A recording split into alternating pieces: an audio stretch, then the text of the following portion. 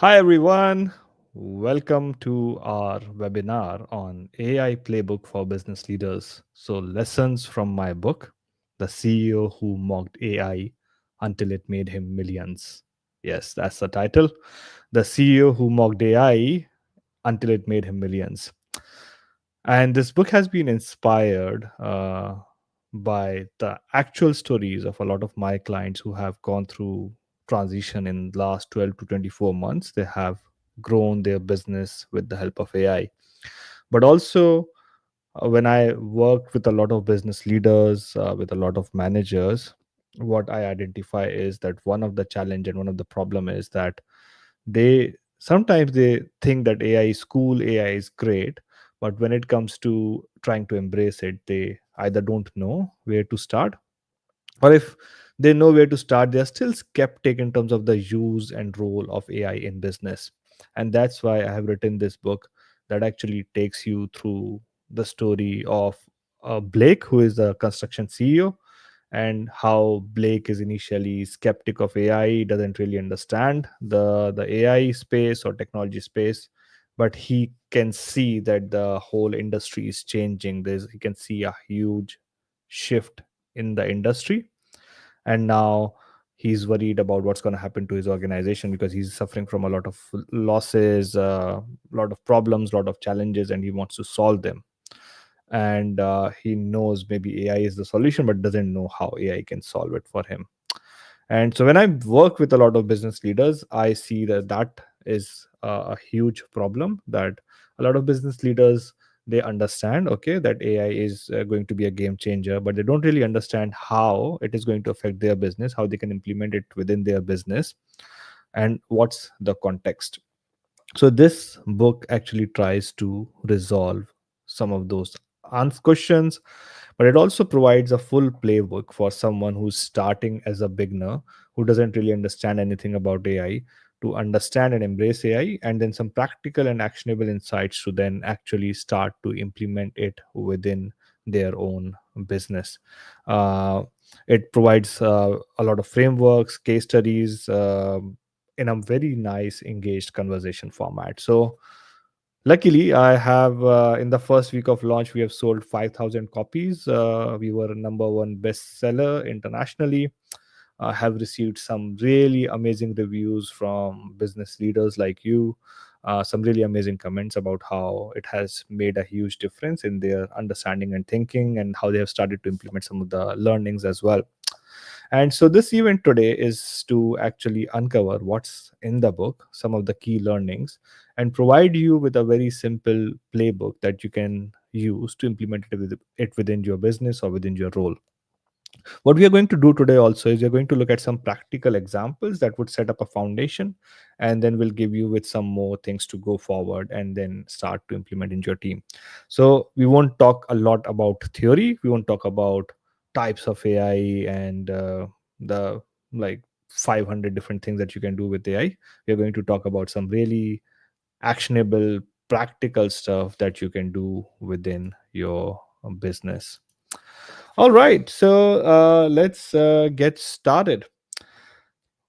The In this book, as I mentioned, this the book is actually a story about Blake Harrington, who is the CEO of a construction company, and the construction company is suffering. So I'll quickly read the very first paragraph for you.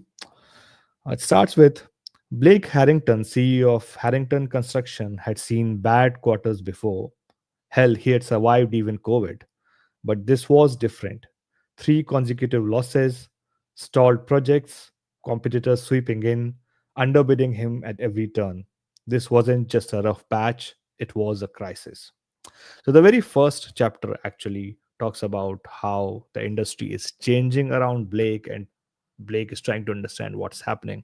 And then he goes on to ask his team members about AI, but no one has any idea about what this AI thing is. Like, they have seen Chat GPT and Copilot and things like that, but they don't know how to actually implement it within their business. So Blake finally calls his friend, who is the CEO of Chamber of Commerce, and asks him what's happening with this AI stuff. And so his friend says, "Look, mate, I don't have any idea about this as well, but I've started seeing someone. an AI therapist, a therapist who can act. So he's like, so Blake gets a bit confused and says, like, a therapist?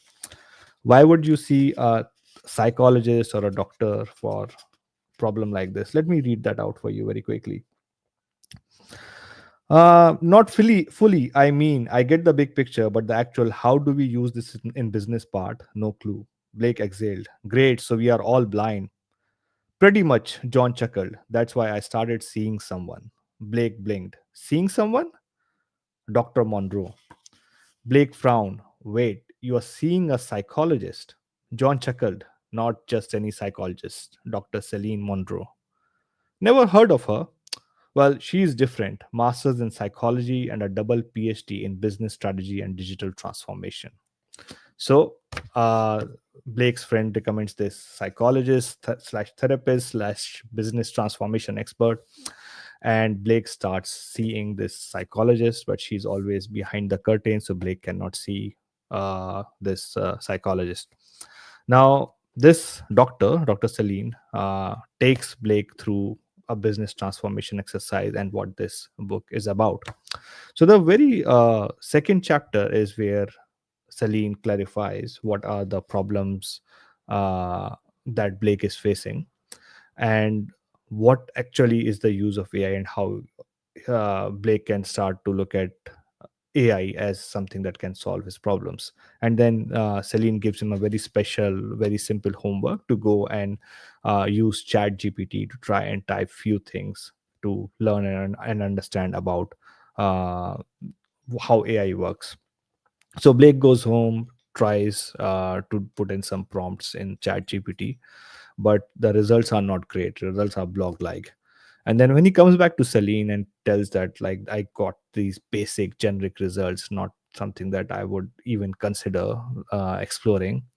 So Celine shows him some of the frameworks and tools that Blake can use to make sure that he's getting better responses. I'll actually share my screen and take you through some of those responses, and we'll quickly go through an exercise that will help you comprehend it better. All right, so straight into my book.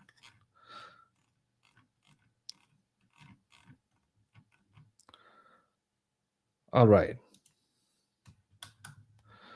so we've got few frameworks over here. So, for example, one of the things that Blake does is that Blake actually asks ChatGPT, give me strategies to improve my business.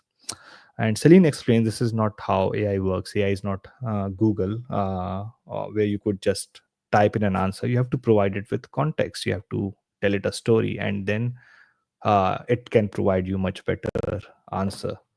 So if I go to Chat GPT and it says, give me business improvement strategies, as simple as that.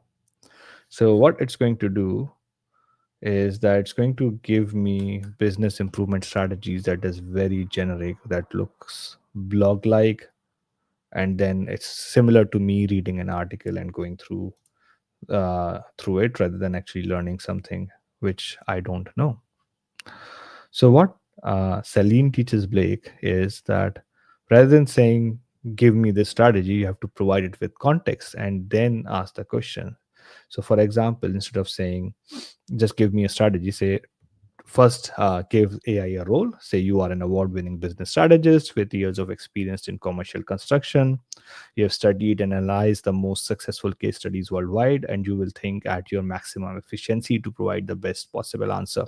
So, this is Celine providing a framework and context to the AI to tell him or her or it that what is your role, why are you actually like you are an expert in the strategy, and then also telling him that you have to provide me the results that would provide me maximum efficiency. Now it also says before responding you will evaluate your own answer and refine it further to ensure it aligns with the industry best practices, cutting edge technology, and my specific business challenges. So AI has got the capability to be able to evaluate its own answer and look at it critically and then provide an answer rather than just. So you can ask it to give you an answer, it will just give you an answer. But if you ask it to evaluate the answer and ponder upon it, then it's going to do that. There are reasoning models that can do it really well as well, and I'm going to walk you through it. Then tell them, the third part of the this prompt is the situation. So I run a mid-sized commercial construction company in Australia with 70 employees. We focus on office buildings and industrial projects. The challenge: recently we have been losing bids to smaller competitors who seem to be delivering projects faster at lower cost. I suspect they are using AI or digital tools that we have not adopted yet. And finally, the key problems to solve, like project delays due to material shortages, high overhead costs. So exactly clarifying, okay, what are these problems that you want AI to solve? And then finally, the most important part: what I need from you. So what I need from you is suggest three highly effective strategies. You're giving him AI a number, otherwise it's going to give you 12, 15, whatever, that have successfully improved business performance for companies like mine. So it's saying, don't just give me crap strategies, don't make them up, but give me strategies that have already been successfully implemented for companies like mine.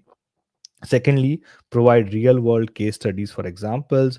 Ensure your response is structured, data backed, and provides actionable recommendation. I don't want generic crap. I want structured, data backed, and actionable recommendation. And at the end of your response, evaluate your own suggestion and refine them to make sure that they are most practical and high impact solutions for my use case. So this is an exercise that you are doing in terms of putting your prompt to get the best outcome. Now I'll tell you a way or a trick so that you don't have to keep doing it with every prompt, but you can train your version of ChatGPT and Copilot to be able to do that. Later on, we are going to talk about a bit more advanced things rather than just using ChatGPT and Copilot, like automations and AI strategy. But this is the core or basics of it. If you get this right, then everything else is much easier and simpler. So now, like I received this generic response. Now, if I copy paste uh, this prompt over here,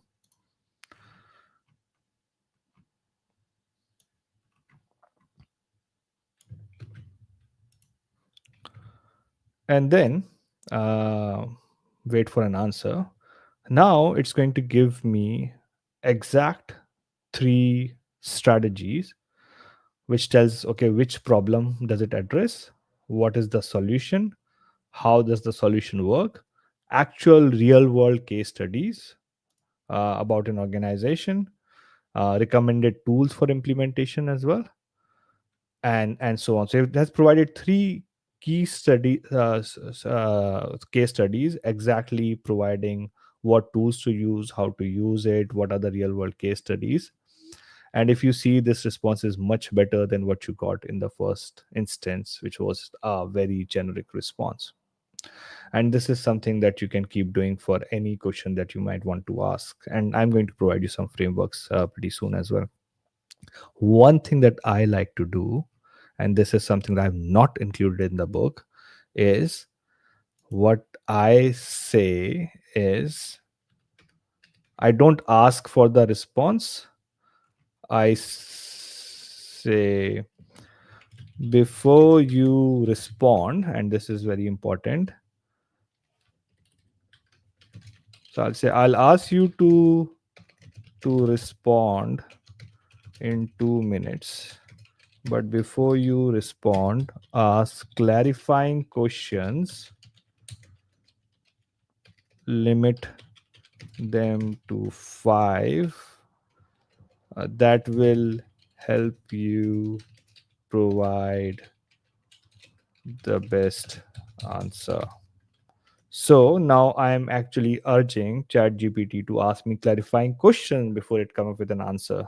Because if you go to a consultant and say, "Oh, here's my problem," they don't just say, "Okay, here's the solution." They ask you some questions. So you're trying to now build that conversation with them. So ChatGPT has come up with saying, clarifying questions before I respond. What is your current tech stack? Supply chain challenges, labor and cost structure, blah blah blah. Now, once I provide answers to these, then it's going to provide me with a much better answer that is specific to my use case. So just by adding one single prompt, it allowed me uh, to to provide a bit more context and then provide a response as well. Okay, so that's there. um, like in the book you will find some more examples of how Blake asks for a simple welcome email, and it just comes up with a generic answer, and then how Celine teaches how to actually ask for a proper welcome email, provide a role, provide your situation, what you need, and then what is the format, the output that you needed as well. uh, Now some of this output that you want, uh, even if you're using chat gpt, so the thing is that these prompts are something that you can use in chat gpt, but you could also use these prompts in Microsoft Copilot as well. And now you can, with some of these instructions, what you can do is in your Chat GPT Pro version, you can actually you have at the end something called uh, instructions. So you can go into the settings. Sorry, I've got lots of chats in here. Uh, but at the bottom, you have got something called instructions. That's where you can. Here we go. Uh,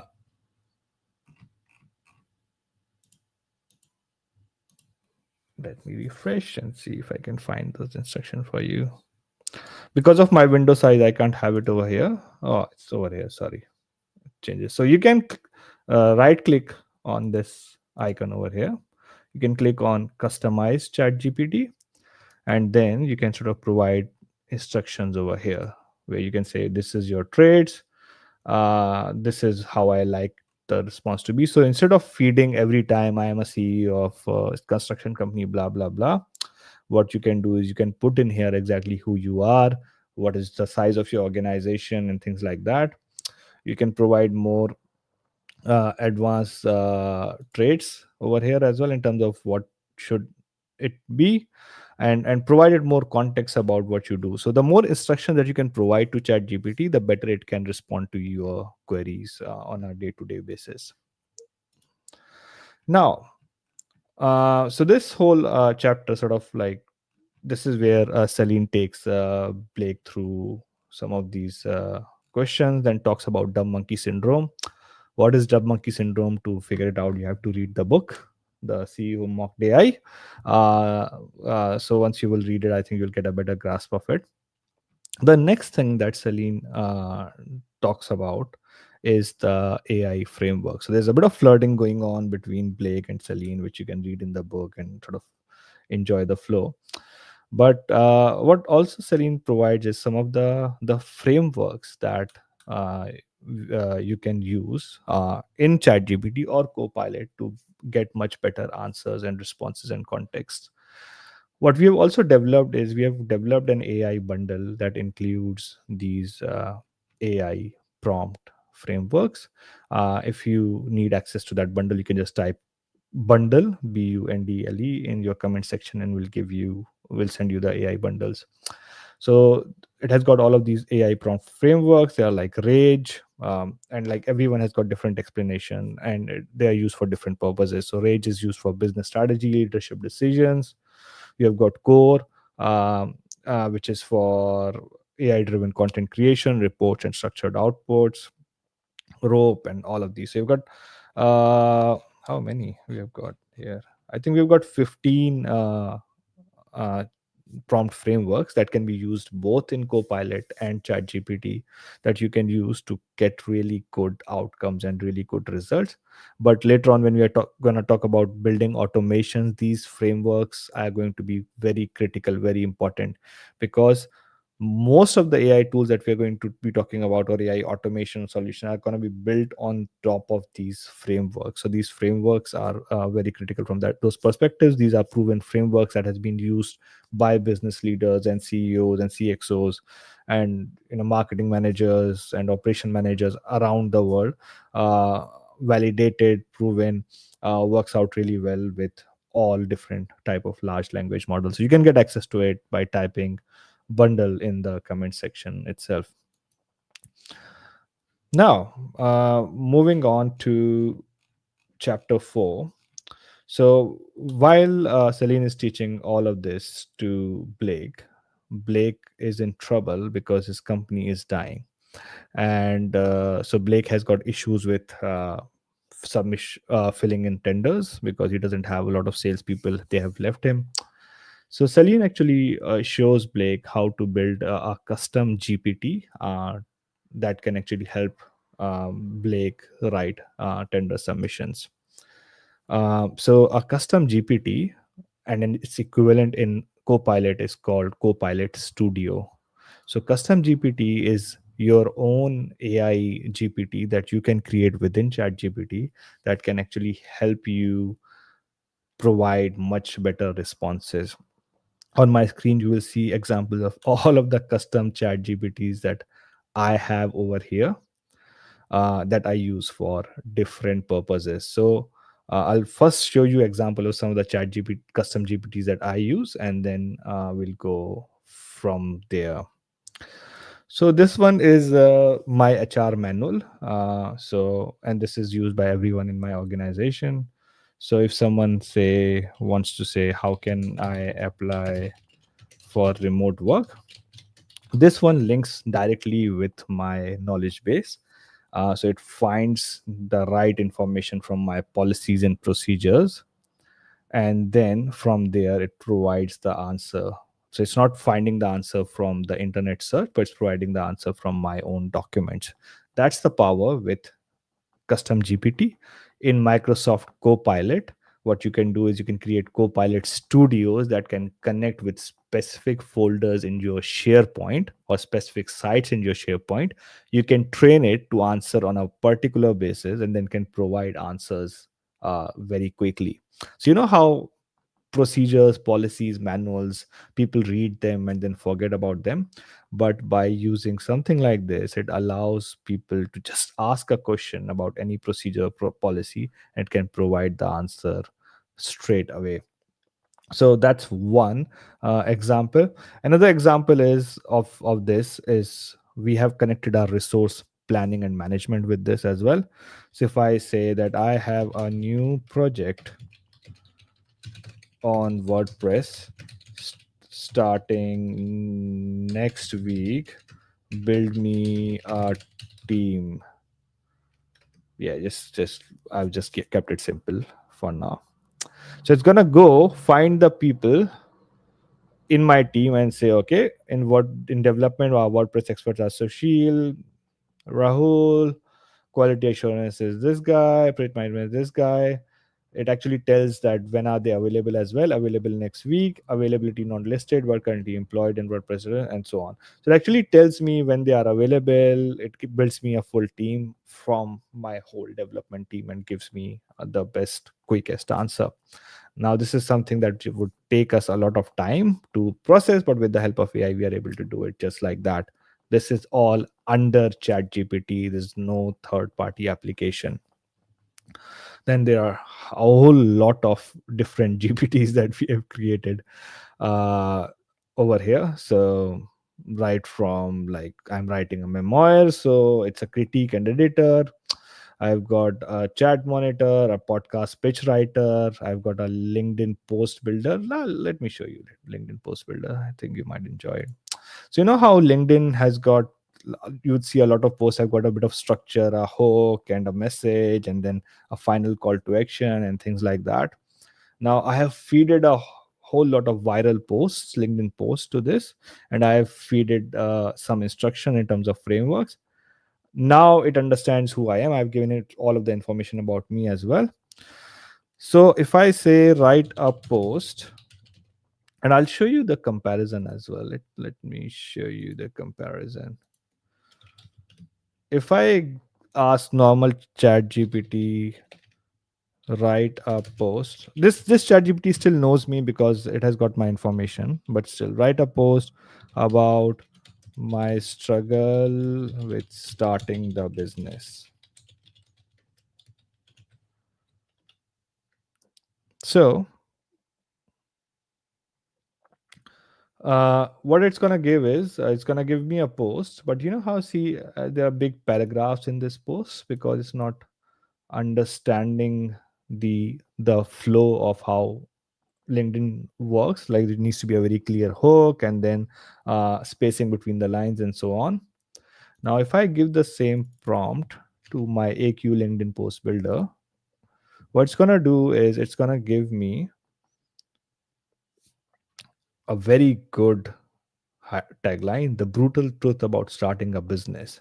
They say start a business, be your own boss. What they don't say, tish, tish, tish. When I structured my business, tish, tish, tish. So it sort of follows the guidelines that I have provided him, looks at all of the viral LinkedIn posts that I have provided to him, and then gives me a post that is going to perform well, and so on. So now quickly I'll show you how you can build your own custom GPT, and that's something that you can do in the Copilot Studio as well, following exact same example, following this exact same example. And also I have got in here in my AI resource bundle like a full guide on how to build your custom GPT. Again, if you need access to that bundle, you can just put bundle in the comments and I can send it to you. There's more detail in the books itself, but let's quickly walk through by creating a very custom GPT. You know, the biggest AI applications, the AI startups, vertical size that you are saying, they all start by building a very simple prototype on this. Now, some of these are the ones that you can just like start to use straight away. So you click on Explore GPT. You need to have a ChatGPT Pro subscription. For Microsoft Copilot, you need to have Microsoft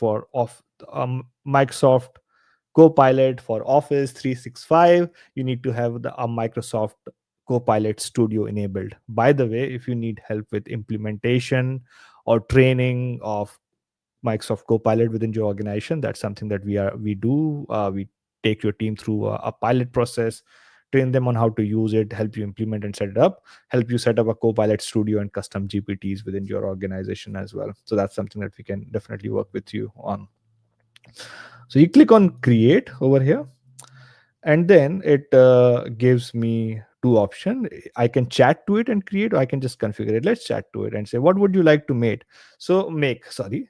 So suppose I want to build a content checker, a brand tone checker, so that whenever my team produces a piece of content, it can evaluate and check the content on the base of that. So I would say em brand tone evaluator. So now what it's doing is actually building the GPT form for me. It's working out okay. Uh, what is required. Now let's choose a name. How does BM brand tone evaluator sound to you? Sounds good. Now to save time, I will just say skip the image. Let's see. So saying, okay, your GPT is good to go. Feel free to test it out. No, but I'm not happy with it. I know it's not going to give me the right result. So what I'm going to do is I'm going to attach my brand tone guide over here that I already have with examples. This contains the actual brand tone and voice with examples. So I will say, read it, save it in your knowledge, and tell me what you understand, just to confirm that it has read it properly, because sometimes it doesn't really fully understand it. So it's saying, okay, I've understood it, blah blah blah. Contents divided to three main types: inside learn white papers. That's good. That's what I would like to hear. Slang, would you like me to analyze or refine specific piece of content? No. uh, I want you to create an evaluation matrix that you will always use uh, to analyze and critique any content. You will be highly critical. Now, I would generally spend a bit more time on doing this, but I'm just doing it quickly for the demo example at the moment. So now I've asked it to create a matrix or framework. That's something that I always like to do. People think that ChatGPT or Copilot is good for generating content. I- Like the actual reality is that that's not even a good use case. ChatGPT is very good at consuming something and then putting it into a framework or a rubric or a score or a structured data, so that you are able to understand what is the context and provide much better value to the business itself. Okay, so it says I've created a strict evaluation matrix. I'll be use it to critique content, blah blah blah. Okay, and I'll provide detailed assignment. Let me quickly check it. I can click on configure and see what matrix it has created. It has already written all of these instructions, and it has created a matrix which is tone consistency, voice authenticity, blah blah blah. I can go and change this matrix if I want to. But for now, I'll just leave it like this, because I want to show you guys what it looks like. You can actually test it over here, or you can just click on create and you can start to use it. Let me create it. I can say access. I can have anyone with the link. So I can put it on GPT store for others to do. But for if you're doing it for your own organization, you'll just say anyone with Enterprise Monkey with a link, or so on. You can do similar thing with Copilot Studio as well. You can deploy it on your teams as well. Okay, let's go to the GPT. Let me write a quick blog on mobile app development. I'm just producing some content so that it could be then fed into the brand tone evaluator, and I'll show you how it works. So now, eh, yeah, I'll just take this much. So I'll just say evaluate this content. I don't even need to do that. I could just attach it, or I could just copy paste it. If I just copy paste the content over here, it's automatically going to start to evaluate it and say evaluation of mobile app development over score is 6800, tone consistency is 12 out of 20, blah blah blah, voice authenticity is this much, brand differentiation is this much, engagement readability is this much, and so on. So now you can instruct your team that before they bring any piece of content to you, it needs to go through this evaluator and make sure that you are scoring 100 out of 100, or whatever it is, to and so that, like, the output that you're receiving is proper. Again, hundreds of use cases of this particular scenario of how you can use this custom GPT to do a template. In the book, we have covered one scenario where you can use uh, custom GPT to actually develop a tender builder. We have done it for grants, we have done it for building different type of bots. There's a whole marketplace available where you can look at explore GPTs.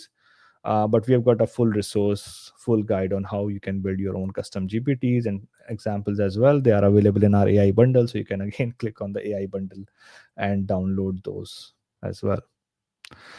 Now you would be thinking, okay, this is all good, but this is like basic stuff. This is like chat GPT stuff. The reason I have shared this and I've spent a lot of time, like the first half of the book on this, is because once you understand the principles, then you can start to see the bigger picture of how AI can be used in different areas of your business. And we're going to talk about some of those case studies and use cases, and some of the more advanced tools that you can start to use and deploy.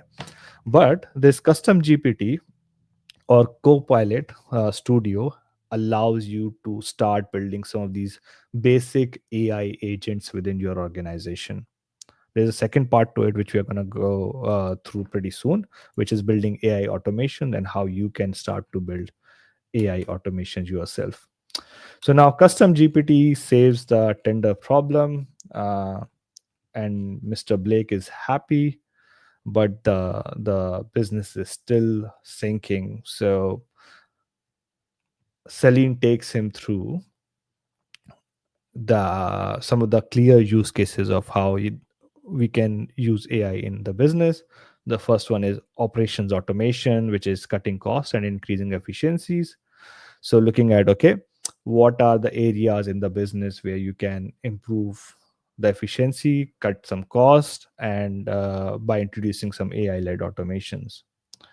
So, and she gives some examples. She says, take your own company, for example. Before AI, your team was buried under spreadsheets, emails, and manual processes just to submit a tender. Now, you've got a system that lets you generate responses in minutes instead of weeks.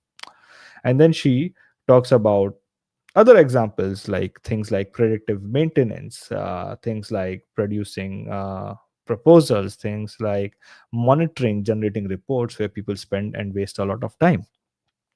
Then the pillar two of AI driven business is sales and marketing. So how you can use AI to boost revenue and create new revenue streams.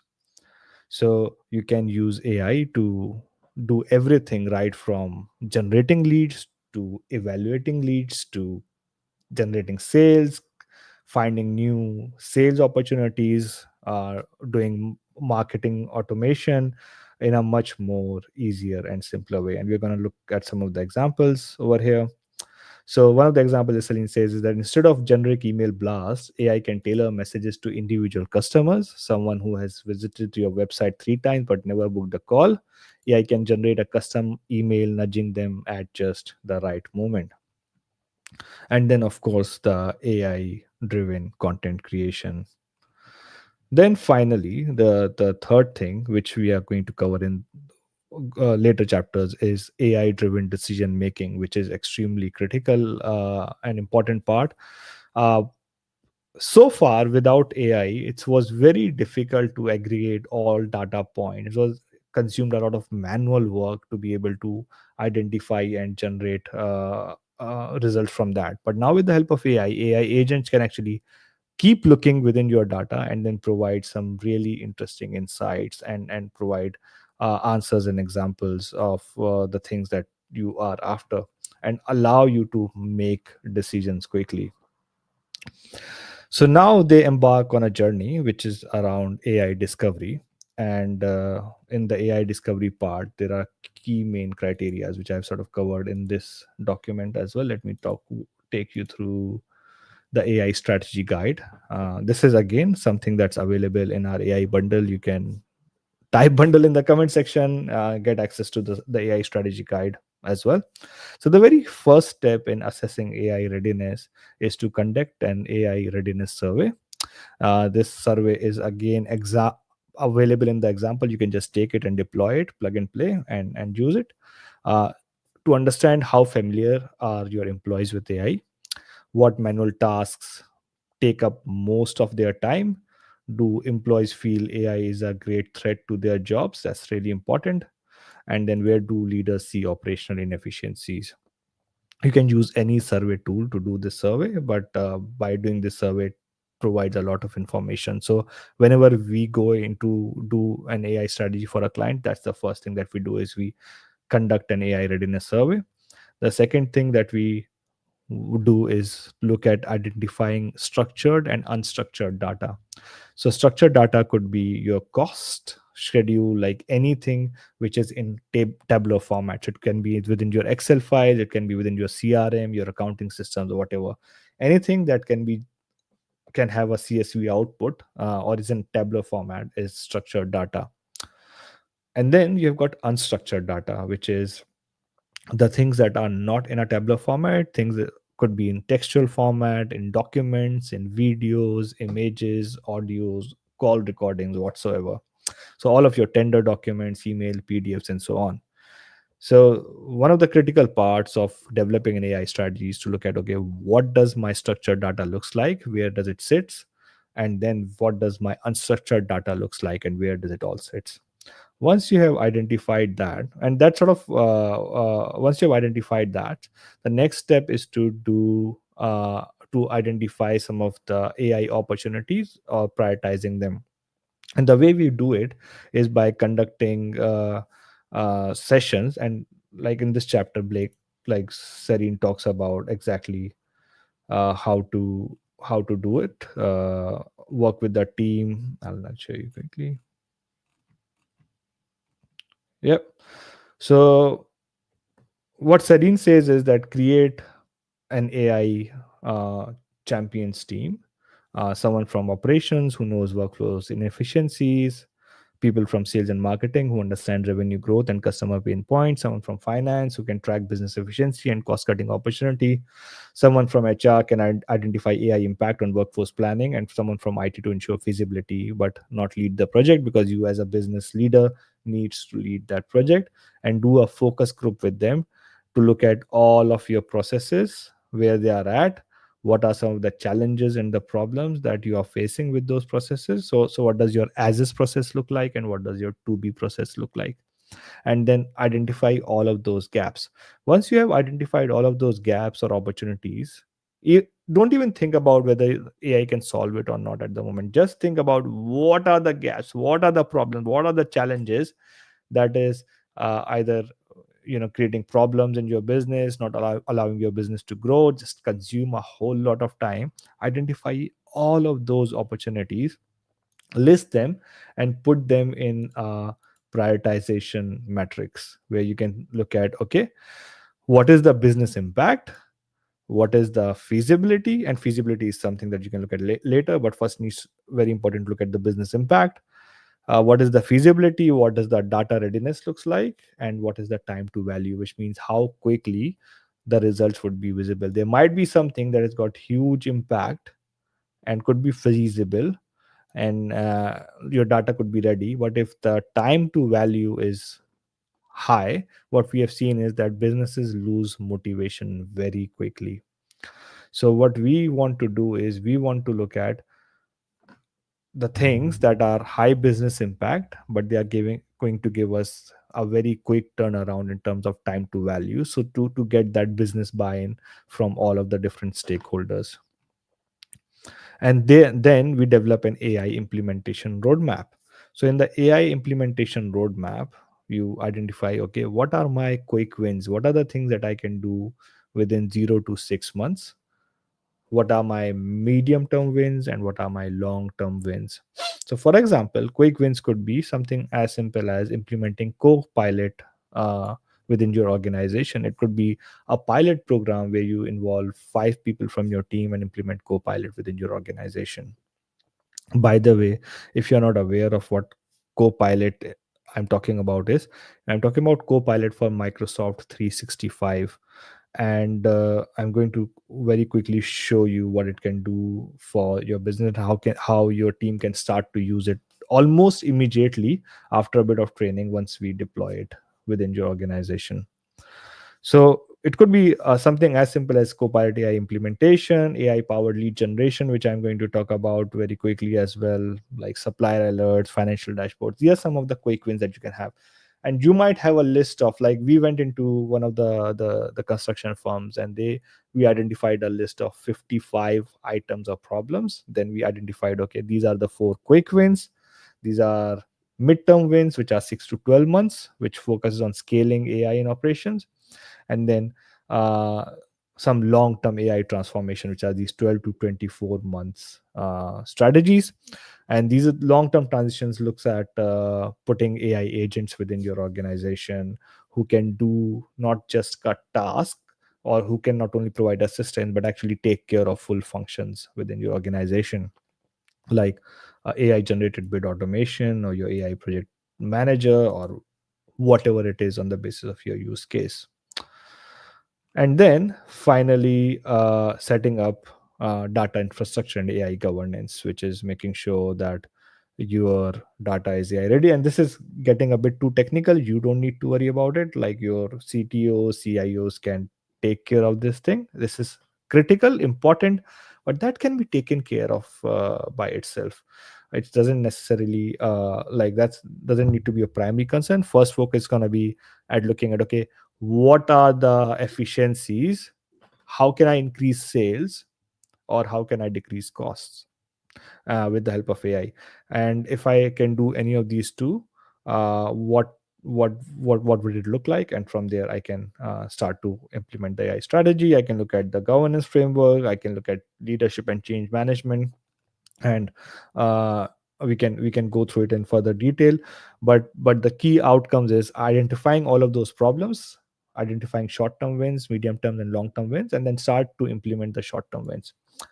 And so what happens is that they go Blake starts to implement this within the business, but then there is resistance from the business. People are saying, oh, it's going to steal my job, there are going to be security problems and blah blah blah.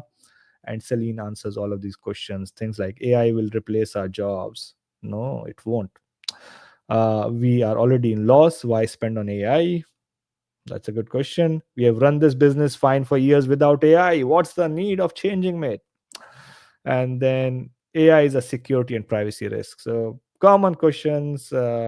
Blake faces them from the team, calls Celine. Celine answers these questions, helps put AI policy in place, which is an important critical piece.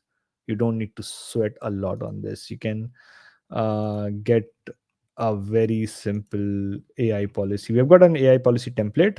Put bundle in the comments. We'll give it to you as a part of the bundle. You can just take it and modify it and use it within your organization. If you need a custom one, just get in touch. Like anyone can do it. We can do it for you in 800 bucks. Not a big cost as such. So puts AI policy in the place. Make sure that it's all base secure, privacy and everything is covered, and then develop a full strategy of the business, and which is the one that we talked about: prioritization metrics, the opportunities, short term, medium term, long term wins. Anyways, Blake takes this to his board, and the boardroom idiots reject the idea because they think that AI is, first of all, the company is sinking. They don't think they should be putting money in AI. It's a gamble, blah, blah, blah. We always find a way to survive. Why need AI? And so on. So Blake is extremely depressed, and Celine helps him then get over that initial shock and depression and say, let's fine. If board is not approving the budget for a full blown AI strategy, what are some of the easy quick wins that we can do in the budget? And that's why I showed you the, sorry, the chat GPT and custom copilot. You don't need to, after this webinar, go to your board and say, that's it, we need $500,000 to implement AI within our organization. That's not how you do it. You start with small steps, and that's what they do over here as well. They start by implementing Microsoft Copilot within their organization. And Microsoft Copilot for Office 365 is a very powerful tool because it allows you to have Copilot within your Microsoft Office system. Let me share my screen again. You can have like a chat version of Copilot, but within your Microsoft Word or Outlook or PowerPoint, you have Microsoft Copilot in here as well. Let me quickly share this one. uh, Window. Okay, so this is my Microsoft Word. Now you can see options over here.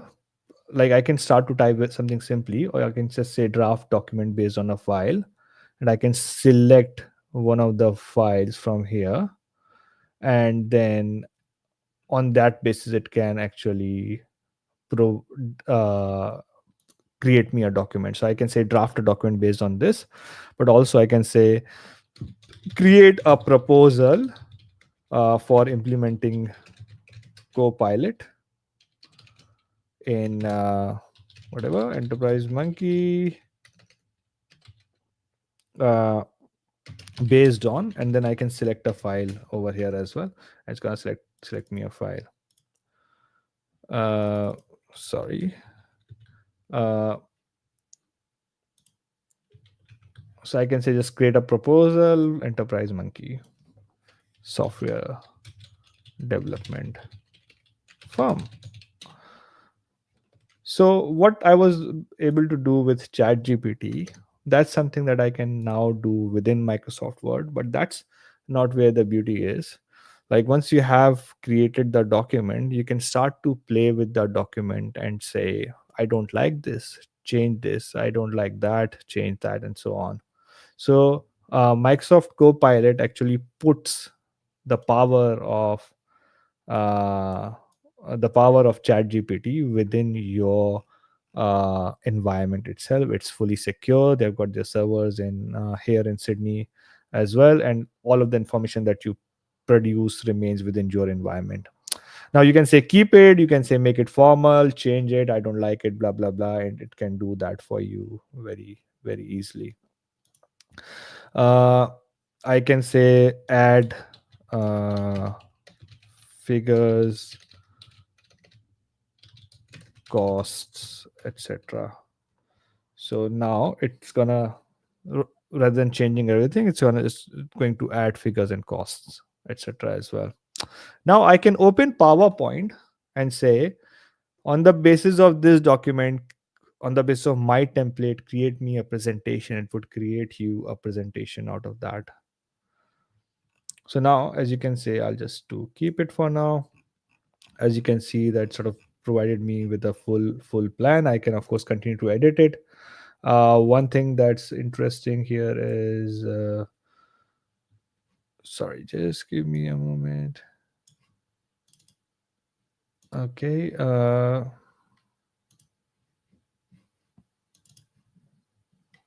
Mm, all right, I'm back. So what you can do is you can select any part of it and ask Copilot to rewrite it, summarize it, change it, do a lot of different things up there.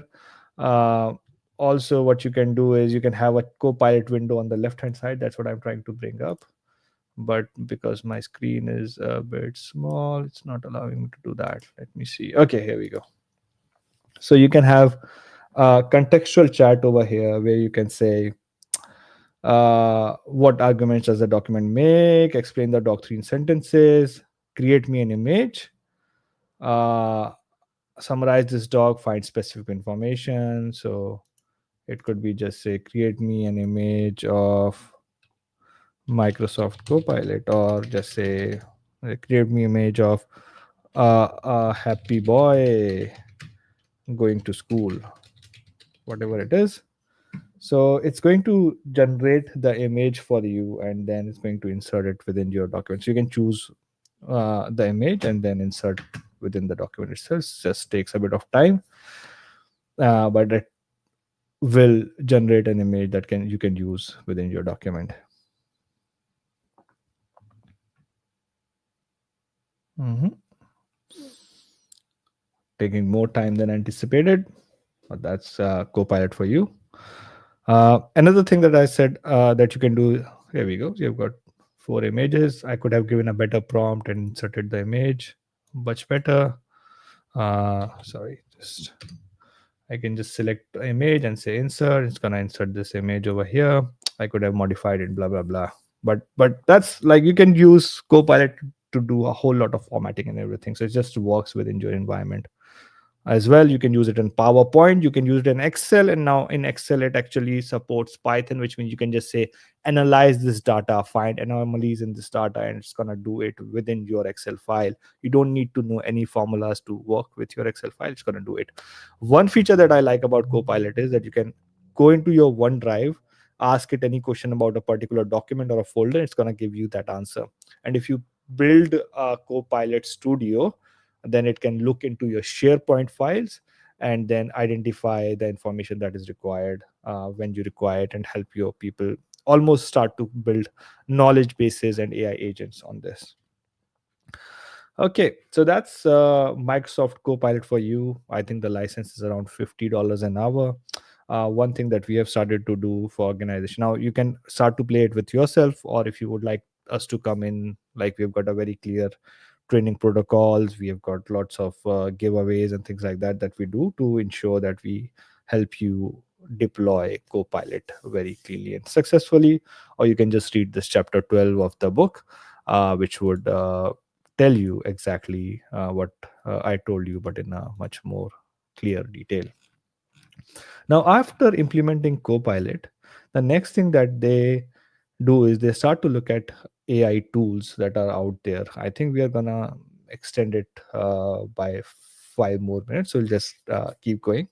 So now there are a lot of tools that are actually available, and those tools keep growing. But what we have done is we have identified a list of 50 AI tools that are used by business leaders and owners for business growth and productivity. And here's a list of all of them, and what are the use case for copywriting, for grammar checking, for meeting assistant, and so on. So this tool for almost everything at the moment that you would want. Some of them are really fascinating, and I'll quickly take you through some of them very quickly. But then that's something that I would leave for you to explore. If you put bundles in the comments, you can send you this list and you can explore it on your own time. But what you would find is that what Blake does is that identifies, okay, these are the main tools that we are going to be using within our organization. So one of them is basically a tool for generate, like a tool called MeetGeek, which is for meeting minutes. Um, MeetGeek.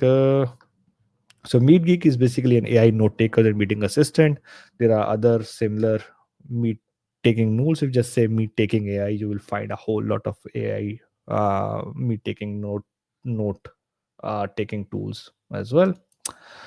Some of the very interesting ones is one is called Hagen, and I don't want to spend a lot of time with this, but it allows you to create an AI avatar. You can create like an AI video. You can record your own video and create an AI clone for you as well. So I've created my own AI clones with the help of Hagen. That's something that you would really enjoy. Another interesting one that you would want to look at is called 11 Labs. Does the same thing but allows you to generate voice. There are like hundreds and thousands of AI voices, conversational AI agents as well, but you can almost clone your own voice so that it speaks in your voice. We have built some really interesting applications using Hagen and 11 Labs for our clients, where it sends a personal voice message to people when they buy from the shop and so on. So there's plenty of that that has been that we have built, and this list keeps on going. So I would leave it for you guys to explore these AI tools based on your use cases. One thing that is very interesting and that comes in the next chapter is when Celine teaches Blake to build its own AI automation. And so the example that we have used over here is the chapter is called Robots versus Robots, because there are so many repeated, obligatory, boring operational tasks within your organization that you can automate with the help of AI. And there are some tools that you can use to connect different systems and use AI to do that. Now we have been working with organizations where we are reducing huge amount of time and cost by automating their invoice processing, their grant submissions, their project management, their quoting, estimation, and so on. And we've sort of worked with a lot of different industries, right, from real estate to marketing to construction to retail. Like, and we have found that there are always a whole lot of processes that you can look at automating, a lot of problems that you can solve by implementing AI. One such interesting tool is that you can use to automate is called make.com, make.com, make.com.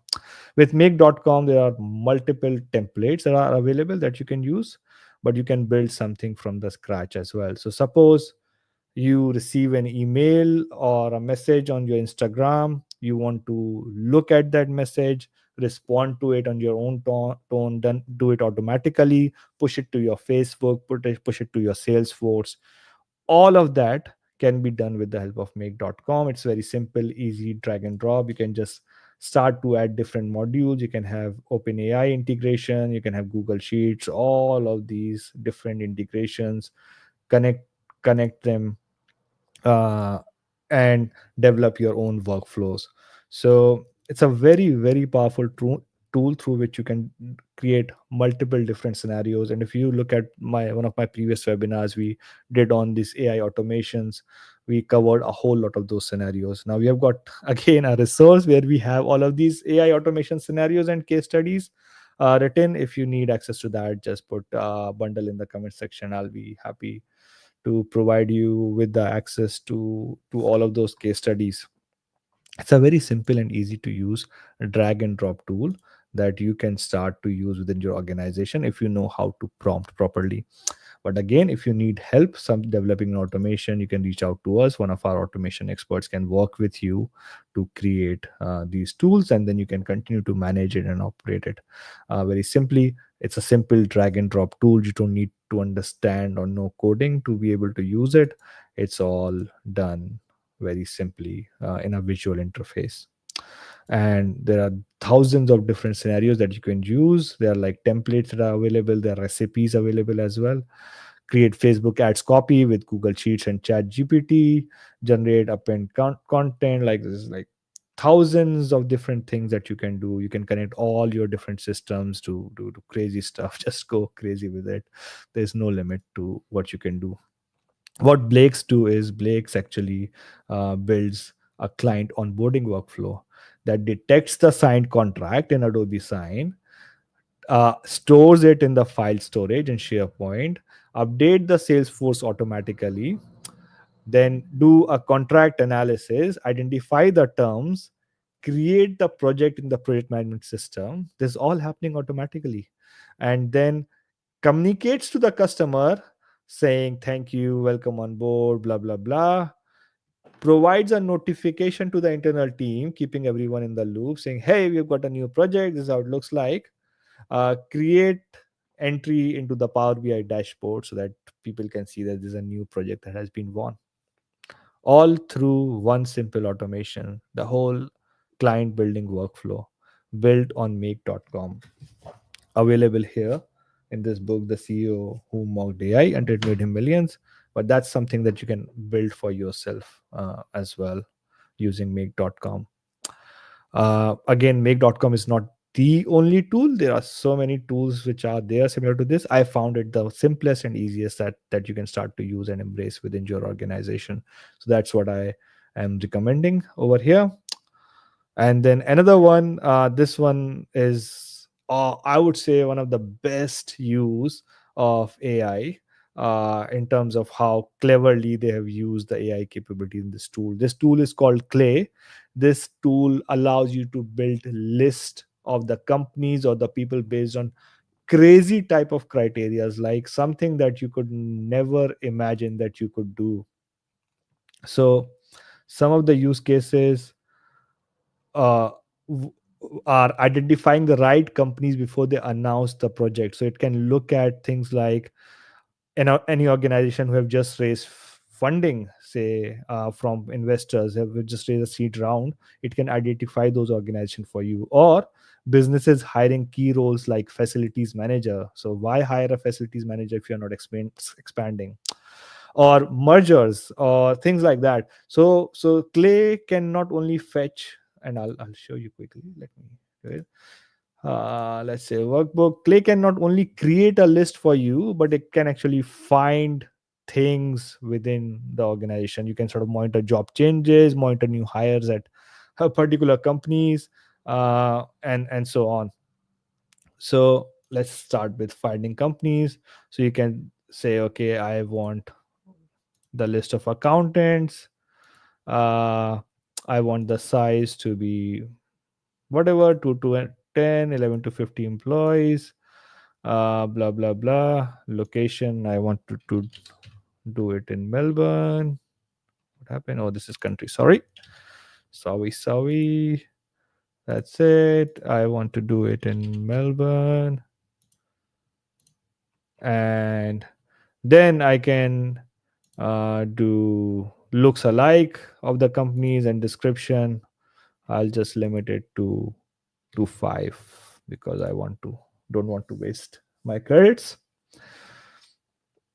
So it's gonna give me this list. Okay, that's fine. That's all right. This is not something good. What else do we want?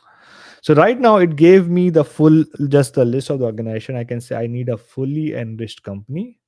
I want the most recent news. What is the website tech stack? Let's let's not use tech stack for now. what are the job openings in this company. Let's just do that. I'll just say save and run. So now what it's going to do for me is going to build me a list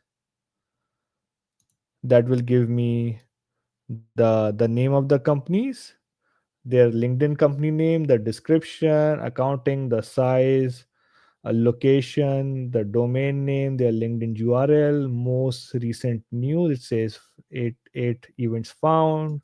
It gives me all of the events that have been found exactly.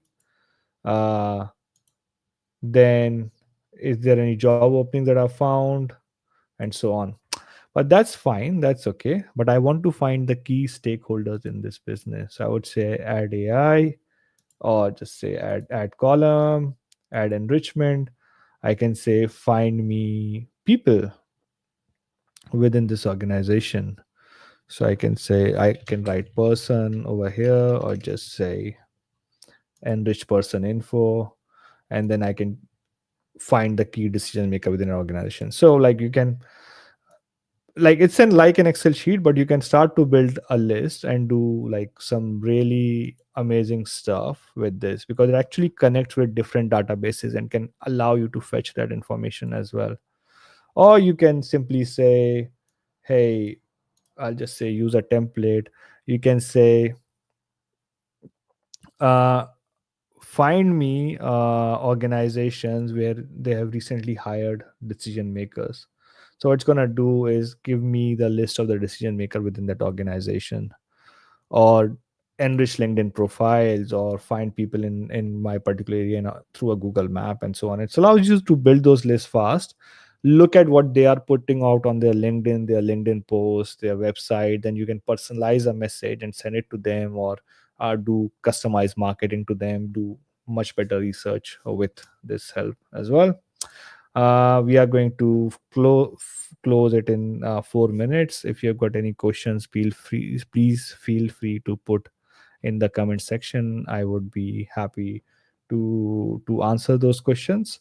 Uh, so this tool is called clay.com. Again, this is not the only tool that is there in sales and marketing. There are more tools that are very, very clever that you can use to do a whole lot of stuff. Uh, there's another tool which is mentioned in the book, which is around the advertising, that you can again sort of check out in the book itself. And then finally, the book talks about AI driven decision making, and how you can actually generate a lot of insights using some of the tools and the procedures to get better insights out of your data. So it's not just about saying, okay, what is the sales like, but it's actually about predicting what's happening within the organization. Let me see. There should be a chapter around that. uh, okay, decisive AI. So you can have things like revenue predictions, operational bottlenecks, customer behavior analysis, AI powered risk assessment, but also things like AI can predict that there was a 7% spike in material cost due to upcoming economic shifts. So if you lock in contracts now, you'll save millions. Or AI combined global trade data and weather reports, flagging a critical supplier delay. So if you place backup orders now, you will avoid shortages. Or an AI analyzed thousands of site reports, identifying subtle wording patterns hinting at safety concerns. So this site needs an inspection. I'd bet there'd be an issue brewing. So things that you cannot look at by your eyes, or things that are very difficult for even analysts to find, AI can look within your data, both structured data and unstructured data, and find those hidden insights. That's going to be very useful and extremely critical for your business. So that's something that I would definitely encourage you to look at. And then finally, the book talks about having an AI intern, which is basically an AI agent. So you can now have specific AI agents within your organization that can do specific tasks for you. We are putting in a lot of AI agents within different organizations, right from project management to sales assistant to estimation assistant and so on. So you can reach out to us with your AI agent needs as well. We can train one for you and give it to you as an intern, and then they can work within your organization for 3 months, learn more about your organization, and become like a qualified, experienced assistant who can work alongside your team. So that's something that you can start to hire now and look at. But I would say start with basics and then move towards that. But if you think that your organization is ready to have their first AI intern, talk to us. We can help you hook up with some really good ones. We nurture our own, but we can, there are a lot in the marketplace that we can hook you up with as well. Finally, if I have to take some key takeaways, and this is where I'm gonna finish and finish my talk, is this final chapter by Blake when he wins CEO of the Year.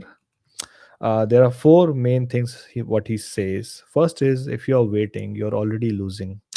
So there's no perfect moment. There's no safety net. Every time you are hesitating or saying, okay, I want to check, I want to see how it goes and so on, then what's happening is you're wasting a whole lot of time. So the time is now for you to embrace AI. And then the second thing is that start with what's holding you back, not what can AI do. Don't ask what can AI do, because there's so many things that you won't even know that AI can do. Think about what is the thing that is holding you back. So don't think, start from the solution and say, hey, I want to implement AI because it's cool. Think about what is the exact problem and challenge that I'm facing within my organization and how I can solve it with the help of AI. Third is automate the robots, which is the repeated operational boring optional task, and free your humans so that they can do some quality work. Spend time with your clients, think about larger strategies, do work which is sort of much better than filing some data or responding to some emails. Excuse me.